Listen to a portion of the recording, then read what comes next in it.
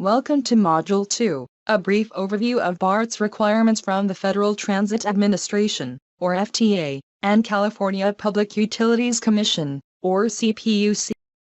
This module will highlight the primary regulations concerning safe rail transit operations, including requirements from the FTA and CPUC. We will also briefly highlight the role of the CPUC, the organization charged with carrying out both FTA and CPUC regulatory requirements. The federal regulations come from the Federal Transit Administration. Since 1996, the FTA has mandated that the states oversee the safety of rail transit systems like BART. Unlike railroads or aviation, which are regulated by the federal government, transit is regulated by the states, which must administer federal transit safety requirements.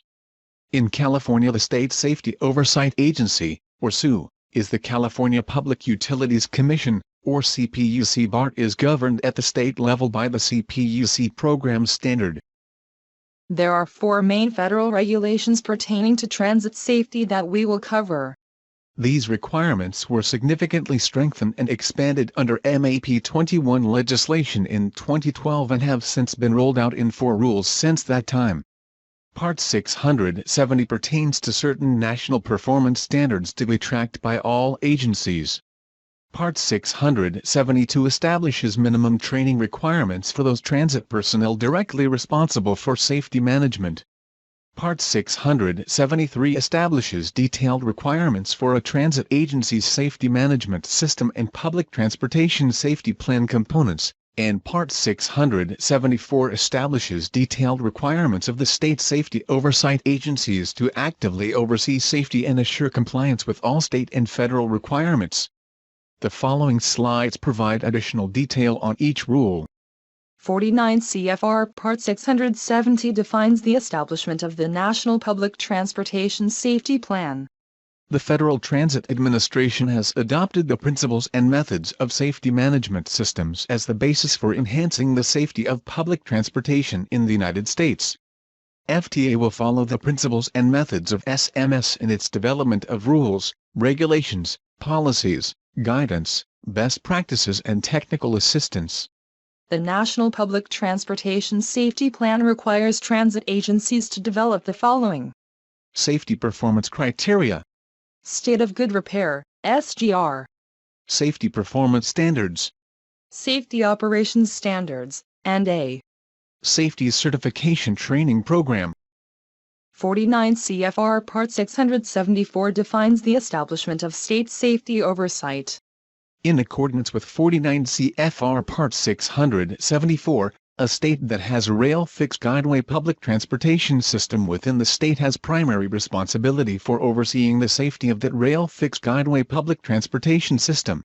The CPUC program standard contains the requirements for program management, program development, program policy and objectives, oversight of the PTASP and internal reviews, triennial audits, accident notifications, investigations, and corrective actions.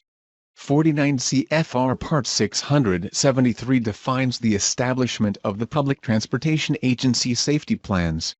49 CFR Part 673 requires every transit agency to create a Public Transportation Agency Safety Plan or PTASP. Each PTASP incorporates SMS principles and methods tailored to the size, complexity, and scope of the public transportation system and the environment in which it operates. BART's first PTASP, which replaced the System Safety Program Plan, was approved by the CPUC in 2020. The PTASP knits together the various parts of safety and will, through continuous improvement, further clarify those links as they grow more apparent and are strengthened over time. 49 CFR Part 672 defines the Public Transportation Safety Certification Training Program. This training program implements a uniform safety certification training curriculum and defines the requirements to enhance the technical proficiency of individuals who conduct safety audits and examinations of public transportation systems operated by public transportation agencies and those who are directly responsible for safety oversight of public transportation agencies. This primarily pertains to safety department personnel who interact with the CPUC and work with departments throughout BART to meet the CPUC requirements. The CPUC carries out its regulatory duties through numerous oversight program activities. CPUC reviews and approves BART's Public Transportation Agency Safety Plan annually. CPUC conducts audits and inspections to verify whether BART is fully and effectively implementing its PTASP and procedures across all departments. The SU also reviews and adopts BART's accident investigations and requires formal corrective action plans for any deficiencies arising from investigations, potential hazards, audits, and other sources. The CPUC may also attend BART's internal safety committees, internal audits, and other meetings as they deem fit. The CPUC also publishes safety requirements through general orders issued specifically to BART or to all of the rail transit agencies in California. These are examples of orders that BART has implemented as required by CPUC. The CPUC can issue orders due to emergence of new safety risks or due to non-compliance by a transit agency's personnel.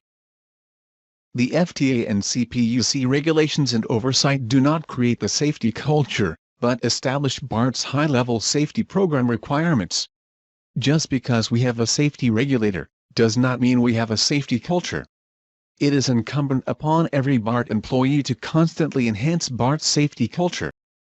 In summary, the FTA establishes minimum safety oversight requirements for states and safety management system requirements for transit agencies such as BART. States administer those requirements, which can be more robust and geared toward active safety management.